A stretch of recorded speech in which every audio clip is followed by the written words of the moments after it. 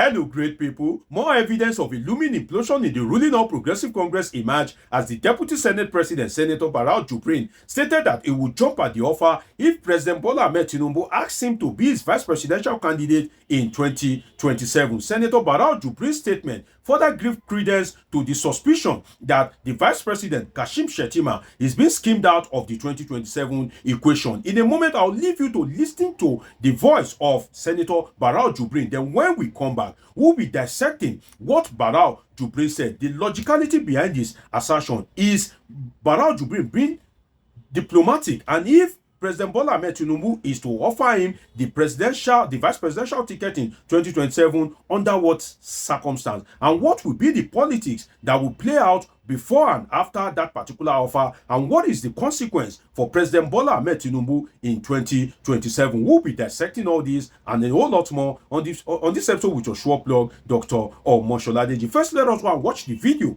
of the Deputy Senate President, then we'll come back for some great discussion. Let's watch it. Mr. President is my political father. If I start telling you what he did to me, you'll be surprised. He did so many things to me. So whatever he asks me to do, when the time comes, I'm a loyal person to him, I will do it. Whatever he tells me to do, I'll do it. Whatever the president. Let me tell you, I'm very loyal to him. Yes, but you see, Mr. President is a very kind-hearted person. When we had our problem in Kano, he was the one who resolved that issues for us. I made it possible for me to be given the ticket to come to the Senate. He stood by me to become the Deputy Senate President. So if at the time comes, and he said, I want you to work with me, well, I'll say, thank you, sir. I'll say, thank you, sir. So, whatever he asks me to do, I'll do. I'm loyal to him, 100%. Mr. President is our father, the father of the nation. So, no mistake. Don't make mistake about it. So, but for now, we start by him. We are working with him. We want him to succeed. When he succeeds, we all succeed. Our faces are tied together because we come from the same family. Even before then, I come from the progressive fold, where he comes from. We are all progressives. That's about my political history. I'm a progressive to core. So, and we cherish loyalty. I'm loyal to Mr. President 100%. Whatever he tells me to do in 2027, I'll do it. Whatever he tells me to do, I'll do it. There you have it. You just heard from the Deputy Senate President, Senator Barau Jibrin, who will dissect the issues. But first, let us review Senator Barau Jibrin's statement. To my mind, I think Barau Jibrin is not diplomatic in his statement because there is an existing ticket of Shettima and Bola Ahmed Tinubu in the APC at the moment. But for him to seem to be jumping at the offer, for him to seem to be eager to be Bola Ahmed Tinubu's vice, I think that is not being diplomatic. And I will give you an example of what diplomacy means in this regard, being diplomatic. Now, I think Barau Jibrin should have said that, well, in the APC at the moment, there is an existing ticket, there is an existing team in the person of President Bola Ahmed Tinubu and his vice, Shettima, and I think they are doing a very good job, a very fantastic job, and I think that this team will be the best for us to continue in 2027, barring any unforeseen circumstance. That is a perfect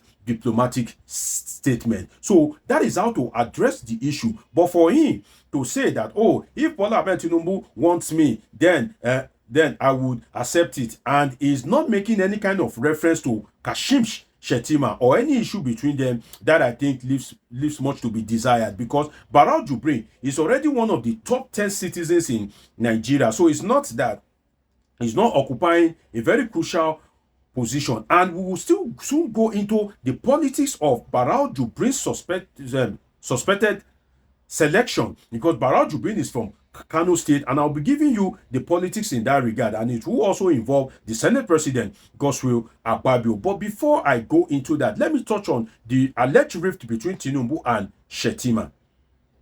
Well, apparently there seemed to be a looming rift, or if if one is not in existence already between Tinubu and Shettima, because if you look at it recently, Akpabio has been taking Shettima's role. Look at what has been happening in the presidency recently. Let me give you an example. When Nyesom Wike decide to use 17 days to commission project, most of those commissioning, it is Senator Godswill Akpabio, the Senate President, that has been representing the President. Senator Godswill Akpabio is of the legislative arm of government. Bola Ahmed Tinubu and his vice Kashim Shettima is of the executive arm of government. When Tinubu is not available, Shettima is to fill in the gap for him. But you now skip number 2, who happens to be a member of the executive. Then you go to number 3, who is a member of another arm of government entirely. I think that itself leaves more to be desired, and it points to a kind of like rift and a kind of like unsettled relationship between Bola Ahmed Tinubu and Kashim Shettima, because in the capacity of the Senate President, it is a thing of honor for you to have the number 3 citizen to be commissioning those projects in the FCT. So even if you now say that, okay, the Senate President is commissioning this project, it is still a thing of honor for Nyesom Wike and his team. But you are now saying that the Senate President, who happens to be the number 3 man, is representing the President. Every now and then, the big question is, where is number 2? Who happens to be Kashim Shettima? Why is Kashim Shettima being skimmed out of the whole equation? So that is why you will see that apparently there is some plot allegedly to skim out Kashim Shettima in 2027. Now, let us go into the politics of the prospective selection of Barau Jibrin. Barau Jibrin is from Kano State. Kano State is one of the case states in Nigeria. The case state are the state that usually kind of like yield so much vote. We have Kano, we have Katsina, we have Kaduna. Now, these case states are very important. And Bola Ahmed Tinubu, the kind of person he is after the number in 2027. And you can kind of like point to it that that was what he did in 2023, because he knows that definitely selecting a Christian from the north will not garner him much vote, and because of that he decided not to take the risk. He opted for a Muslim ticket. So again, in 2027, Bola Ahmed Tinubu will be after the numbers, and these case states are very important to him. And don't forget that Kano State is currently under the leadership of Abdulkabir Yusuf of the NNPP. It's not an APC governing state. So for me, I think that Barau Jibrin apparently may be a good substitute for Rabiu Musa Kwankwaso, because if the president is looking to kind of like have a good foothold in one of the case states, definitely may be looking at a strategic state like Kano State, and may want to opt for the deputy Senate President who hails from that state. And that itself, you can call it a strategy from the president. So Barau Jibrin apparently will be a good substitute for Rabiu Musa Kwankwaso. So people have been saying that, oh, Kwankwaso will be the one that the President Bola Ahmed Tinubu will use. But also there have been rumors that Kwankwaso ought to have cross-carpet to the APC, but there's this kind of like battle of ego between him and Ganduje, the current national chairman of the APC. Ganduje was Kwankwaso's deputy governor when Kwankwaso was the governor of Kano State. They fell out after Kwankwaso made Ganduje the governor, and now they don't see eyeball to eyeball, just like Rotimi Amechi of Rivers State and Nyesom Wike. So the fallout of Kwankwaso's cross-carpeting, apparently he didn't cross-carpet to the APC because of the ego of Abdullahi Ganduje, because that one went to town abusing him, mocking him. So I think that Kwankwaso had a rethink. So in that regard, if Kwankwaso decide not to align with the APC, Barau Jibrin may be a good alternative for the president. But let us look at something that is important, which is, will Ganduje allow Jibrin to be the vice president to Bola Ahmed Tinubu? That's one thing we must consider. Will Ganduje, the APC national chairman, will he allow Jibrin to be the vice president to Bola Ahmed Tinubu? Politicians in Nigeria, they are career politicians. They take politics as a career.